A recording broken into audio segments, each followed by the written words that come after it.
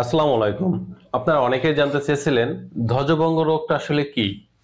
মানে এটা আমরা কিভাবে বুঝবো যে আমাদের ধ্বজভঙ্গ আক্রান্ত হয়েছে লক্ষণগুলা কি? কি কি কারণে এটা হয়ে থাকে এবং এর চিকিৎসা পদ্ধতি কি? তো বন্ধুরা টোটাল বিষয়গুলো নিয়ে আলোচনা করব। চলুন চলে যাই মূল আলোচনায়। বর্তমান সময়ে দেখা যাচ্ছে যে আমাদের ম্যাক্সিমাম পুরুষ বলতে গেলে 70 থেকে 80% পুরুষের যে যৌন সমস্যা তার মধ্যে অন্যতম হচ্ছে ধ্বজভঙ্গ সমস্যা। ধ্বজভঙ্গ বলতে আমরা কি বুঝবো? এক কথা যদি আমরা বুঝি সেটা হচ্ছে যদি কোনো পুরুষ নির্দিষ্ট একটা সময় সেটা যদি অতিবাহিত করে সহবাস করতে না পারে বা স্ত্রীকে অর্গাজমের সুখ দিতে না পারে, নিজে যদি তৃপ্তি লাভ করতে না পারে, তাহলে তাকে বলা হয় ধ্বজভঙ্গ সমস্যা। নির্দিষ্ট সময় বলতে আমরা কি বুঝবো? আমরা বলে থাকি ন্যূনতম 3 থেকে 13 মিনিটের একটা সহবাস যদি কোনো পুরুষ করতে পারে, তাহলে সে একটা পারফেক্ট পুরুষ বা একটা সক্ষম পুরুষ। এই সময়টা যদি কেউ নিতে না পারে, তখন আসলে তার যে ধ্বজভঙ্গ সমস্যা হয়েছে এটা আমরা বুঝতে পারবো। এটা আরো ক্লিয়ারের জন্য কি করব? আজকে ভিডিওটি আমরা যারা দেখতেছি, আমরা যদি লক্ষণগুলো জানতে পারি, তাহলে কিন্তু আমরা মিলিয়ে নেব যে এই সমস্যা আমাদের মধ্যে আছে কিনা। তো প্রথম নম্বর যে লক্ষণ থাকে সেটা হচ্ছে লিঙ্গ শক্ত হয় না। অর্থাৎ আপনি স্ত্রীর কাছে গিয়েছেন, পেলে করতেছেন, প্রচন্ড পরিমাণে মনে ইচ্ছা আছে যে আমি এখন সহবাস করব, কিন্তু কোনোভাবেই আপনার পেনিসটা আপনি শক্ত করতে পারছেন না বা এটা সুদৃঢ় হচ্ছে না। এটা হচ্ছে প্রথম নম্বর লক্ষণ। দ্বিতীয় নম্বর যে লক্ষণ সেটা হচ্ছে হয়তো পেনিসটা একটু শক্ত হয়েছে, কিন্তু খুব দ্রুত বীর্যপাত ঘটে যাচ্ছে, বীর্য পড়ে যাচ্ছে।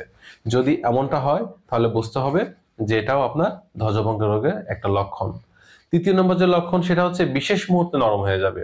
অর্থাৎ আপনি হয়তো শুরু করছেন বা 2-4 বার হয়তো পেনিস ওঠানাম ভিতর প্রবেশ পরিচালনা করছেন, হঠাৎ করে দেখা যাবে যে আপনার এখন আর টোটালি কোনো ইচ্ছা শক্তি ফিরে পাচ্ছেন না বা এটা নরম হয়ে গেছে। 4 নম্বর যে লক্ষণটা প্রকাশ পায় সেটা হচ্ছে আপনি সহবাস করতেছেন, খুব সুন্দরভাবে করতেছেন, কিন্তু আপনার স্ত্রীর ভ্যাজাইনা বা যোনির মধ্যে পেনিসটা প্রবেশ করানো আছে। এরকম একটা অবস্থায় হঠাৎ করে মনে হবে যে আপনার পেনিসটা নরম হয়ে গেছে, বা ওটা আর আপনি পেনিসটাকে দিয়ে স্ত্রীর যোনিতে ভিতর প্রবেশও করতে পারছেন না, বা এই সুযোগটা আপনি কাজে লাগাতে পারছেন না, বা এটা আপনার পক্ষে সহবাস করাটা সম্ভব হচ্ছে না। আর 5 নম্বর যে লক্ষণটা থাকবে সেটা হচ্ছে যে হয়তো আপনার ঘরে সুন্দর স্ত্রী আছে, অনেক আকর্ষণময়ী ফিগারের, দেখলে যে কোনো পুরুষের ভালো লাগে, কিন্তু আপনি তাকে দেখে যে যৌন মিলনে আসক্তি হবেন বা তার প্রতি ইচ্ছা শক্তি জাগবে, সেটা আর থাকে না, বা সেই ইচ্ছাটাই আপনি হারিয়ে ফেলছেন। স্ত্রী অনেক সুন্দরী, সে চাইছে, কিন্তু আপনি পারছেন না, কারণ আপনার মনের ভিতর থেকে কোনো ইচ্ছা জাগ্রত হচ্ছে না। মোটামুটি এই লক্ষণগুলো যদি থাকে আপনার মধ্যে, তাহলে বুঝতে হবে যে আপনি আসলে একজন ধ্বজভঙ্গ রোগী। এবার আসি এটা কি কি কারণে হয়ে থাকে। প্রথম নম্বর যে কারণ থাকে সেটা হচ্ছে নানান প্রকারের মৈথুন।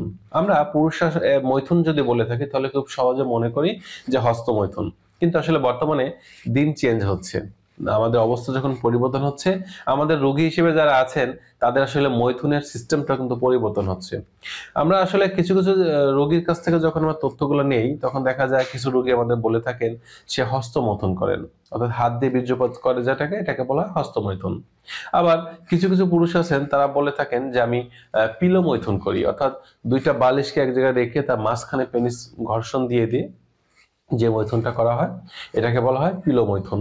আবার তৃতীয় নম্বর যে মৈথুনটা আমাদের সামনে আসে রোগীদের কাছ থেকে, যে রিপোর্টটা নেই আমরা, সেখানে তারা বলে থাকে যে আমি কম্বলটাকে পেঁচিয়ে তার মধ্যে পেনিস প্রবেশ করিয়ে মৈথুন করি, যেটাকে বলা হয় ব্ল্যাঙ্কেট মৈথুন।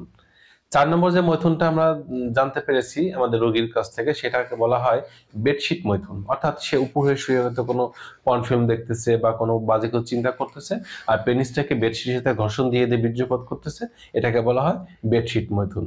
5 নম্বর যে মৈথুনটা করা হয় সেটা হচ্ছে কিছু কিছু পুরুষ তার যে লিঙ্গের বা পুরুষ বা মহিলাদের মুখে পেনিসটা প্রবেশ করিয়ে চাকিং এর মাধ্যমে বা মুখ মৈথুনের মাধ্যমে তারা বীর্যপাত করে থাকেন। এবং লাস্ট নাম্বার যে মৈথুন করেন সেটা হচ্ছে একজন পুরুষে পুরুষে সমকামিতা যেটা করে থাকেন, যেটাকে বলা হয় পায়ু মৈথুন। এই সকল ভাবে কিন্তু একজন পুরুষ মৈথুন করে থাকে, এবং এই অতিরিক্ত মৈথুন করার ফলে কিন্তু একটা পর্যায়ে দেখা যায় যে স্ত্রীর সাথে যে সহবাস করবে সেই সক্ষমতা সে হারিয়ে ফেলে, বা তার আর সে ধরনের সক্ষমতা থাকে না। এবার আসি দ্বিতীয় নম্বর যে কারণটা থাকে সেটা হচ্ছে অতিরিক্ত পরিমাণে শুক্রক্ষয়। একজন পুরুষ যখন বিয়ে করে, বিয়ের পরে দেখা যায় সে রাতে দিনে যখন সুযোগ পায় তখনই সহবাস করে। এই অতিরিক্ত সহবাস করতে করতে একটা পর্যায়ে দেখা যায় তার যে অন্ডকোষ বা টেস্টিস বলে থাকি আমরা, বা আমরা যদি আরো সহজে বলি বিচি, এখানে যে পরিমাণ শুক্রকীট উৎপন্ন হওয়ার কথা ছিল সেটা পরিমাণ কমতে থাকে। এবং একটা পর্যায়ে দেখা যায় যে যখন সে বিয়ের পরে স্ত্রীকে বাচ্চা কনসেপ্ট করাতে চাচ্ছে, তখন তার স্ত্রী বাচ্চা কনসেপ্ট করছে না, মানে তার বীর্যের শুক্রকীটের পরিমাণটা কমে গেছে। এবং এটা কমে যাওয়ার ফলে দেখা যাচ্ছে 50% নর্মাল আছে, 50% অ্যাবনর্মাল আছে। এবং এরকম একটা পর্যায়ে দেখা যাচ্ছে যে সে কিন্তু বাচ্চা কনসেপ্ট করতে পারছে না। এবং যদি এই অবস্থা অতিরিক্ত মিলন যদি দীর্ঘদিন চালিয়ে যায়, একটা পর্যায়ে দেখা যাবে টোটালি তার আসলে শুক্রথলিতে কোনো প্রকার শুক্রকীট নেই, টোটালি একেবারে নীল, এখানে কিছু নেই। তো এরকম সমস্যাগুলো হয়ে থাকে এবং আপনার এই ধ্বজভঙ্গ রোগের একটা কারণ হয়ে থাকে যদি আপনি অতিরিক্ত পরিমাণে স্ত্রীর সাথে সহবাস করে থাকেন। আর তৃতীয় নম্বর যে কারণ থাকে অতিরিক্ত স্বপ্নদোষ হওয়া। স্বপ্নদোষটাকে মেডিকেল সেন্সে বলে থাকি এটা জীবনের একটা স্বাভাবিক জৈবিক প্রক্রিয়া, কিন্তু যদি একবার এটা অতিরিক্ত হতে থাকে তখন শুক্রবাহী যে নালী আছে বা বীর্যবাহী নালী এখানে ইনফেক্টেড হয়ে যায়। এবং আপনি যেহেতু স্বপ্নের মাধ্যমে দেখা যাচ্ছে কোনো প্রকার কোনো শক্তি প্রদর্শন ব্যতীত বা কোনো শক্তি প্রয়োগ ব্যতীত আপনি বীর্যপাত ঘটাচ্ছেন বা ঘটে যাচ্ছে, তখন এটা হচ্ছে আপনার পরবর্তী লাইফে বিবাহিত জীবনে আপনার ধ্বজভঙ্গ রোগ হওয়ার একটা অন্যতম লক্ষণ এবং অন্যতম একটা কারণ। আর 4 নম্বর যে কারণ থাকে সেটা হচ্ছে কিছু কিছু জটিল রোগে আক্রান্ত হওয়া, যেমন তার মধ্যে বর্তমান সময়ে একটা কমন জটিল রোগ হচ্ছে ডায়াবেটিস ডিজিজ, এরপরে হার্ট ডিজিজ, প্যারালাইসিস ডিজিজ। এই সকল কারণে কিন্তু একজন পুরুষের এই সহবাসের যে সক্ষমতা বা তার যে ইচ্ছা শক্তি টোটালি কমে যায় এবং সে কিন্তু ধ্বজভঙ্গ রোগের আক্রান্ত হয়ে রোগীতে পরিণত হয়ে যায়। 5 নম্বর যে কারণ থাকে সেটা হচ্ছে স্ত্রীর সাথে মতের অমিল। বর্তমানে এই সমস্যাটা বেশি দেখা যাচ্ছে, যার কারণে দেখা যায় অনেক পুরুষ বলে থাকেন যে আমি যখন বাইরের কোনো মেয়ের সাথে সঙ্গম করতেছি তখন আমি সময় নিতে পারি, কিন্তু আমার ঘরে স্ত্রীর সাথে আমি সহবাস করে কোনোভাবেই সময় নিতে পারি না, কারণ ওর সাথে আমার মতের অমিল বা আমার ওর সাথে মতের মিল না হওয়ার কারণে আমি ওর সাথে কোনো ফিলিংস অনুভব করি না। এটা হচ্ছে অন্যতম একটা কারণ। 6 নম্বর কারণ থাকে অতিরিক্ত মেদযুক্ত শরীর বা মোটা দেহ। একটা বিষয় খুব সহজে বুঝতে হবে যে আপনার উচ্চতর যে ওজনটাকে ঠিক রাখতে হবে। আপনি উচ্চতর ওজন যখন ঠিক রাখতে না পারবেন, অতিরিক্ত মোটা হয়ে যাবেন, তখন কিন্তু আপনার দ্বারা সহবাসে সময় নেওয়া বা স্ত্রীকে হ্যাপি করা, নিজে জরুরি জীবনে হ্যাপি হওয়া কোনোটাই কিন্তু আর সম্ভব হবে না।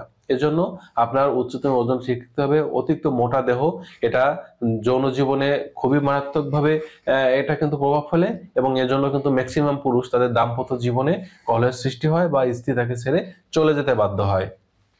আর 7 নম্বর যে কারণ থাকে সেটা হচ্ছে অতিরিক্ত বৃদ্ধ বয়স বা অতিরিক্ত বয়স বেড়ে যাওয়া। যখন বয়স আপনার অতিরিক্ত বেড়ে যাবে তখন কিন্তু আসলে আপনার ইচ্ছা শক্তিটা কমতে থাকবে বা আপনি সময় নিতে পারবেন না। আর লাস্ট নম্বর যে কারণ থাকে 8 নম্বর আমরা যেটা বলবো সেটা হচ্ছে আপনার লিঙ্গে জন্মগতভাবে ত্রুটি থাকা বা 3 ইঞ্চি থেকে ছোট থাকা। যদি কোনো পুরুষের পেনিস জন্মগতভাবে 3 ইঞ্চি ছোট থাকে তাহলে সেই পুরুষের যে যৌন মিলনের ক্ষমতা বা স্ত্রীকে হ্যাপি করা বা অর্গাজমের সুখ দেওয়া কোনোটাই সম্ভব হয় না, তাদের আমরা ধ্বজভঙ্গ রোগী বলে থাকি। এবার আসি এই সমস্যা থেকে মুক্তি পাওয়ার উপায় কি বা চিকিৎসা পদ্ধতিটা কি। আসলে একটা কারণে কিন্তু এটা হয় না, অনেকগুলো কারণে এটা হয়ে থাকে। তো স্বাভাবিকভাবে এটা সমাধানের জন্য আপনাদের যেটা করতে হবে, ভালো একজন রেজিস্টার্ড চিকিৎসকের কাছে যেতে হবে বা ডাক্তার কাছে গিয়ে এটা সমাধানের পথ খুঁজতে হবে। বিশেষ করে আমার চেম্বারে যে রোগীগুলো আসেন, আমরা যেটা করে থাকি সেটা হচ্ছে প্রথম অবস্থায় আমি জানার চেষ্টা করি যে আসলে তার কি কারণে এটা হয়েছে, কারণটা কি এবং কতদিন ধরে সে এই কারণে আক্রান্ত বা এই সমস্যা নিজে ঘটাচ্ছেন এবং এই সমস্যার জন্য সে আসলে কোনো মেডিসিন একেবারে সেবন করেছেন কিনা বা বর্তমান কোন অবস্থায় তারা আছে, টোটাল বিষয়গুলো জেনে তার বয়স কত সবকিছু বুঝে আমরা যে মেডিসিনগুলো দিয়ে থাকি, এটা যদি একজন রোগী একটানা 2 থেকে 3 মাস নির্দিষ্ট মেয়াদে সেবন করে, ইনশাল্লাহ তার এই সমস্যা থেকে মুক্তি পেতে পারে। এবং অনেক রোগী বর্তমানে আমার তত্ত্বাবধানে যারা আছেন দেখা যাচ্ছে এই রোগে আক্রান্ত হয়েছিলেন, ইনশাল্লাহ 1-1.5 মাস খাওয়ার পরে তাদের ব্যাপক উন্নতি চলে আসছে এবং অনেকেই আছেন যে সুচিকিৎসা গ্রহণের মাধ্যমে তারা সুস্থ জীবনে ফিরে আসতে পারছেন। আর যদি আপনি এই সমস্যাটাকে পুষে রাখেন, এর সমাধানের পথ না খোঁজেন, তাহলে একটা পর্যায়ে দেখা যাবে যে আপনার সংসার থেকেও আপনার স্ত্রী হয়তো পরকীয়া সম্পর্কে লিপ্ত হবে, এক বা একাধিক পুরুষের সাথে ব্যভিচারমূলক কাজে লিপ্ত হবে এবং আপনি যখন বিষয়টা তাকে খুব জোরে সোরে তাগিদ দিবেন যে কাজগুলো করা যাবে না, তখন দেখা যাবে সে হয়তো আপনার জীবন থেকে বিদায় নেবে বা আপনাকে ছেড়ে চলে যাবে। এজন্য এই ধরনের সমস্যা যারা আক্রান্ত আছেন তারা এটাকে খারাপভাবে না নিয়ে বা এটাকে পজিটিভ দিক নিয়ে এটাকে ট্রিটমেন্টের ব্যবস্থা করতে হবে, সুচিকিৎসা গ্রহণ করতে হবে।